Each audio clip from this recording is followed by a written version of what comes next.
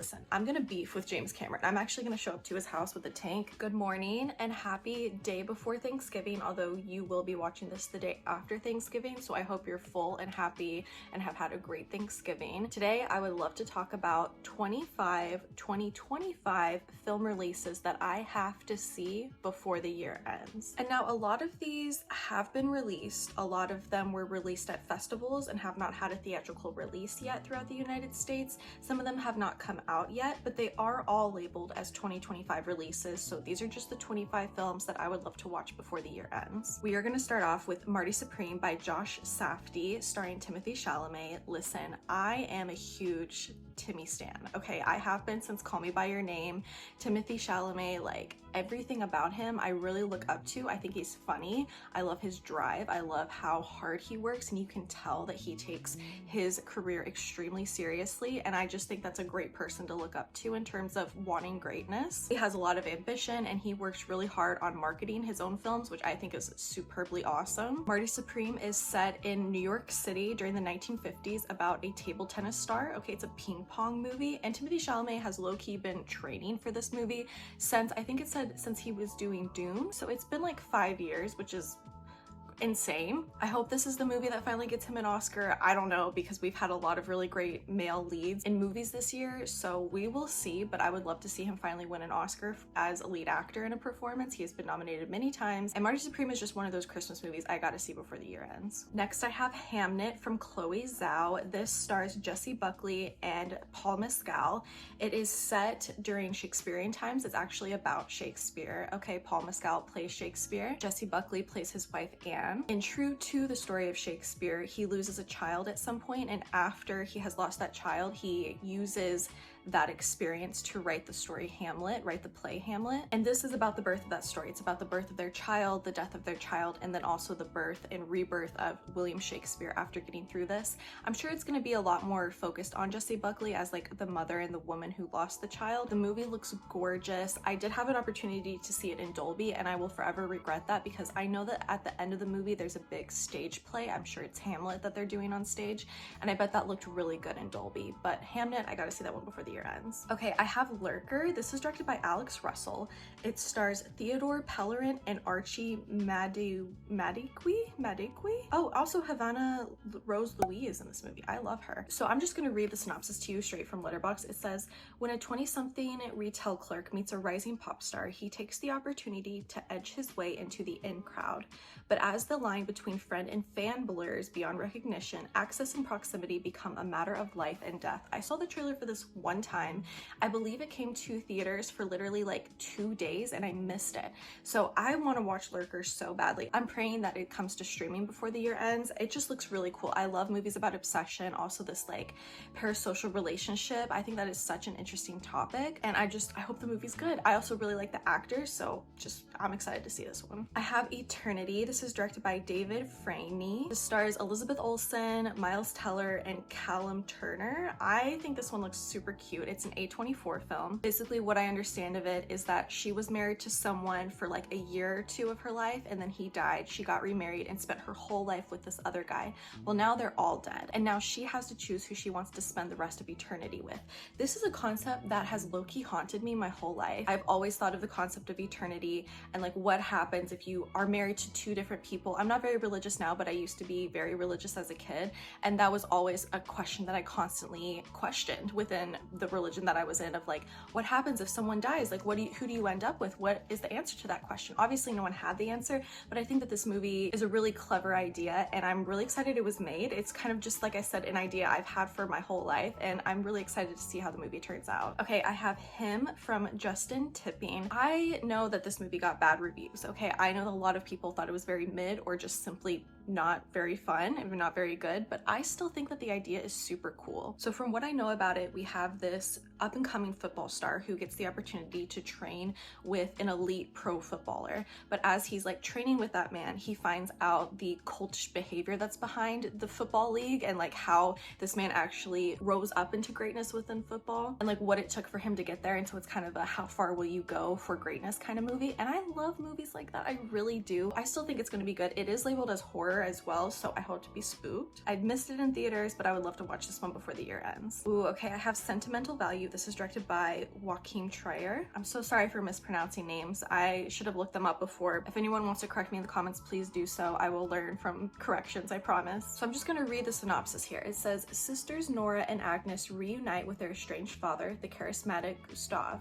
a once renowned director who offers stage actress Nora a role in what he hopes will be his comeback film. When Nora turns it down, she soon discovers he has given her part to an eager young Hollywood star. So this stars Renee Riensvy, who was in his other film, The Worst Person in the World. It also stars Stellan Skarsgård and Elle Fanning. Spectacular cast. I know this movie is going to be good. I know it has a lot to do with like forgiving your parents, which I think is something that everyone goes through. I think it's a really relatable topic, and I'm excited to know how it goes. I still have yet to see Worst Person in the World. It's like #1 on my watch list right now because it's just been too long without me seeing that movie. I know the emotion and the reactions that one got, and I'm sure that Sentimental Value will be very much of the same. After that, I have After the Hunt from Luca Guadagnino. If there is something you need to know about me, it's that I'm a Luca Guadagnino stan. I have loved everything I've ever seen from him, and this one, I don't think it got the greatest reviews, but I'm still extremely excited to see it. So it stars Julia Roberts, Ayo Edebiri, Andrew Garfield, and two of Luca Guadagnino's favorite actors to work with,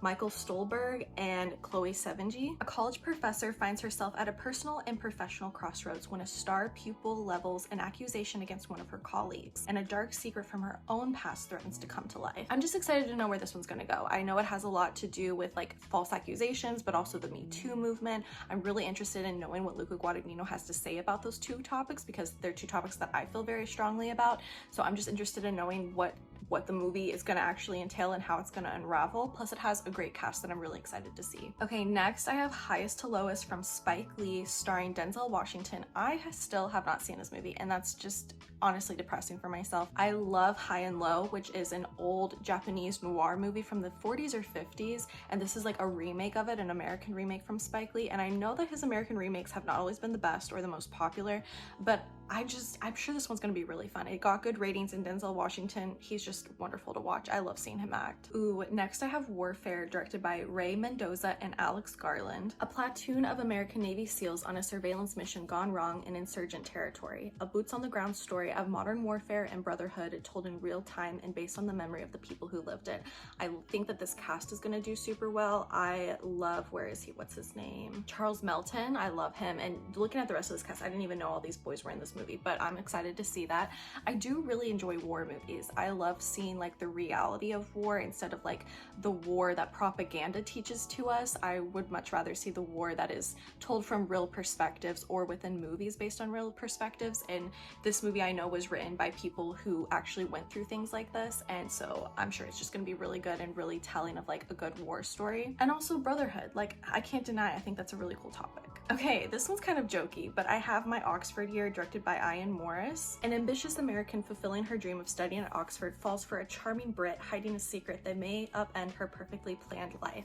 This one got bad reviews, but I just love the idea of it. Like an American going to Oxford, and like I think she's an English literature major as well, so it's just like things that I enjoy. I kind of like want to live vicariously through her, I think. So I don't know, I heard it's goofy and a little cringy, but I just want to watch it really bad. I'm more curious than anything. Okay, I still have not seen Eddington from Ari Aster. Like I proclaim myself to be an Ari Aster stan, and I did not see this one in theaters. I still have not seen it yet. It's on HBO Max. What am I waiting for? I think it's just because it's a 2020 movie. Like it's about COVID and like the election in 2020, and I'm just like, I lived it. I don't need to watch a movie about it. But it says, in May of 2020, a standoff between a small town sheriff and mayor sparks a powder keg as neighbor is pitted against neighbor in Eddington, New Mexico. It has a great cast. We've got Joaquin Phoenix, we have Emma Stone, Pedro Pascal, and it's Ari Aster, so I can anticipate a lot of anxiety and turmoil, and I can't wait for this movie to end kind of feelings. So yeah, I don't want to say I'm desperate to watch this one, but it's just one of those movies I gotta finish. I gotta see it before the year ends. Okay, next,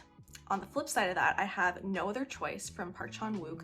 I love this man's movies so much, and tell me why. Listen, I'm gonna beef with James Cameron. I'm actually gonna show up to his house with a tank because he has taken all of the IMAX screenings for Avatar, leaving No Other Choice with one single Monday of IMAX screenings. screenings. It's gonna be like an early release in AMC. I already have tickets, but I'm still annoyed by that because it's a Monday, like at 7 p.m. Like the work schedule is gonna be super tight with that, and I just like wish I had more time to see No Other Choice in IMAX, but alas, Avatar, I guess, needs all of those screens. Anyway, after being laid off and humiliated by a ruthless job market, a veteran paper mill manager descends into violence in a desperate bid to reclaim his dignity. I love watching how Park Chan-wook frames and edits and directs his movies. He is a master at filmmaking, and I'm so excited to see another one from him. Okay, next I have Oh Hi from Sophie Brooks. This stars two of my favorite actors. Okay, we have Molly Gordon and Logan Lerman. I'm just gonna read the synopsis to you. Iris and Isaac's first romantic weekend getaway as a couple goes awry. Convinced she's met her perfect guy and that he's just confused, Iris goes to increasingly ridiculous and irrational lengths to prove to Isaac that they are meant to be together. She sounds a little psycho. It's Logan Lerman. He gets tied to a bed. Are you kidding me? I'm gonna be seated. Okay, so we have a new Osgood Perkins movie this year. I believe he came out with 2 movies this year, and he already has his next one announced, so I love that for him. Honestly, I don't care how many movies he makes. He can make them bad, he can make them good. I want to be watching them because I love supporting horror directors, and when you have someone like Osgood Perkins like pumping them out, like how am I, like I love that. I love ambition. Okay, so we have Keeper from Osgood Perkins. The tagline is, "If only you were dead." This movie kind of scares me. I don't think it's going to be scary, but I think it's going to be psychologically scary, and for that I'm a little terrified. So it reads, Liz and Malcolm escape for a romantic anniversary weekend at a secluded cabin. When Malcolm suddenly returns to the city, Liz finds herself isolated and in the presence of an unspeakable evil that reveals the cabin's horrifying secrets. It sounds cool, it sounds weird. I don't know what the hell he's gonna pull out of his hat next. Okay. Okay, we have Hedda from Nia DaCosta. I'm actually currently watching this one. I literally have 20 minutes left and I was falling asleep last night, so I gotta bring it back up and finish that movie. So it's set kind of over the course of a single night where she's having a party and she's with her lover who she doesn't really love that much. Like, it's more so a marriage of convenience is what it seems like. But then a past lover shows up and it kind of just throws everything out of whack. And honestly, the way that the movie's going right now, like I said, I only have 20 minutes left, I'm not really enjoying it. I'm not loving it, but I can't deny that Tessa Thompson is not giving a performance of a lifetime. And also Nia DaCosta is a really great director. I really like some of the camera work that she's done within this movie. I think that's my favorite part so far, honestly. So I'll probably finish that one today. Check me out on Letterboxd to see like what the hell I ended up giving it. Okay, so I have The Testament of Ann Lee, directed by Mona Fastfold. I still have not seen the trailer to this because I like to watch trailers in theaters, so I have not gone out of my way to see it yet, but I know that it stars Amanda Seyfried. And it's about the people, or the woman I guess, who started the Shakers, which was a religious group. Maybe they're still around. Maybe I think they are. I think they're still practicing. I learned about this religious group in high school in like an AP European history or AP US history, and I was really intrigued. I really had a great time learning about them. And then I even went to this like Shaker Historical Monument Society thing that's in New York, and that was really cool. It's a lot of museums and a lot of like the original houses and furniture and just things that they had and would do, and there's just like a lovely like group of women who take care of this little museum. That was like a cool piece of history. And this movie, The Testament of Ann Lee, is about the extraordinary true legend of Ann Lee, founder of the devotional sect known as the Shakers. So I've heard that the trailer looks really good. I have yet to see it, but knowing me and Amanda Seyfried, I'll be there. Speaking of Amanda Seyfried and I'll be there, the next movie I have is The Housemaid, directed by Paul Feig. This is also going to star Sydney Sweeney. I did read this book like 3 years ago, and to be honest, I don't remember a single lick of it, so I'm excited for the movie. Like, I can't deny. It also stars, what's his name, Brandon Sklenar, who was in the It Ends With Us movie. Oh, he was also in the Drop movie. He's just an up-and-coming actor who's really hot, so like how can I not want to watch that movie? A woman with a troubled past accepts a job as a live-in maid for a wealthy, seemingly perfect family. I think it's gonna be bad, it's gonna be cheesy, but I love a good bad cheesy movie, and it's based off of a book, so I do love to support book to movie adaptations. Okay, we have Pee-wee as Himself, directed by Matt Wolf. This is a documentary about Pee-wee, starring Pee-wee Herman, aka Paul Reubens, before he passed. I did start this a long time ago, like several months ago, so I do need to restart it. It's like a 2-episode documentary series. I just love Pee-wee. Like, Pee-wee Herman's Big Adventure is the greatest movie of all time. It's the movie of my childhood, and like, how can I not want to watch this documentary about him? Speaking of book to movie adaptations, next I have 100 Nights of Hero, directed by Julia Jackman. I have not read this book yet. Once I realized that this was based on this book that I've been seeing the cover for several years, it made me want to read the book. So next time I go to the bookstore, I'm going to try to find it so that I can have it at least in my library and try to read it before I watch the movie. This stars Micah Monroe and Emma Mackey. The synopsis reads, when a charming house guest arrives at a remote castle, the delicate dynamic between a neglectful husband, his innocent bride Cherry, and their devoted maid Hero is thrown into chaos. I don't know what to expect, but I also think it has something to do with she has to get like pregnant within 100 nights. I don't know. I don't quite know, but I know that there's some kind of competition for her hand, and I'm excited to see that. The trailer looks really good. Okay, so the next movie I have is The Carpenter's Son. This is directed by Lofty Nathan. This stars Nicolas Cage, also Noah Jupe and FKA Twigs. From what I can guess from the trailer, it's from the perspective of John, who is the father of Jesus Christ, or the physical father of Jesus Christ, right? So it's like his perspective of like his wife becoming pregnant supposedly by this powerful deity who is God, and then she gives birth to like the son of God, and then like all of the trials that Jesus has to go through as like the devil is tempting him as he's growing up as like a carpenter's son. That's what I'm gathering from the trailer. I think it looks really good, and knowing Nicolas Cage, he's gonna body that role. This is a movie that I have only seen on Letterboxd. I have not even seen any notions of like a trailer or any kind of release, but this movie's called Obsession. It's directed by Curry Barker. The synopsis reads, after breaking the mysterious One Wish Hollow to win his crush's heart, a hopeless romantic finds himself getting exactly what he asked for, but soon discovers that some desires come at a dark, sinister price. This movie just came up on my radar. This is Aurora, directed by Andreas Mamick and Rain Tolk. Synopsis reads, Aurora, the daughter of a religious leader, enters into a secret affair that changes her life. She tries to please everyone, but when it's time for a lavish wedding anniversary celebration, an uninvited guest arrives. This sounds like Shiva Baby, I'm not gonna lie, it's giving Shiva Baby vibes. I don't know anything about it. I've only seen it on Letterboxd, and it's just one of those 2025 films that just like sticks out to me. It's like, oh, this is the kind of movie that I know I'm gonna enjoy. Hopefully it comes to theaters. Next, I have Taylor Swift, The Eras Tour, The End of an Era. This is a docu-series coming to Disney Plus. December 12th. This is the documentary of the Eras Tour. It's going to be 6 episodes. I've never had that much content of Taylor Swift in one place at all ever in my life, and it's just exactly what it says on the tin. Okay, it's a documentary of the Eras Tour. I did get to go to the Eras Tour only once. Sadly, I forever regret not scrounging up more money to go see it 4 or 5 more times, but this docuseries will definitely satiate me a little bit. I love behind the scenes. I love Taylor Swift. It's going to be really great. Look out for that 5-star review because I already know what I'm going to rate it. Okay, I have 2 left here. I've got In Cold Light, directed by Maxime Gouraud. Fresh out of prison, Ava's attempt to reclaim her drug operation collapses when she witnesses a brutal crime, forcing her to flee into a nightmarish underworld where allies are scarce and enemies multiply by the minute. This stars Micah Monroe, and if there's one thing my girl is gonna do, is she's gonna be in like 4 or 5 movies a year that are labeled horror, thriller, or crime, and I'm gonna be. And then the final movie I have is the Chronology.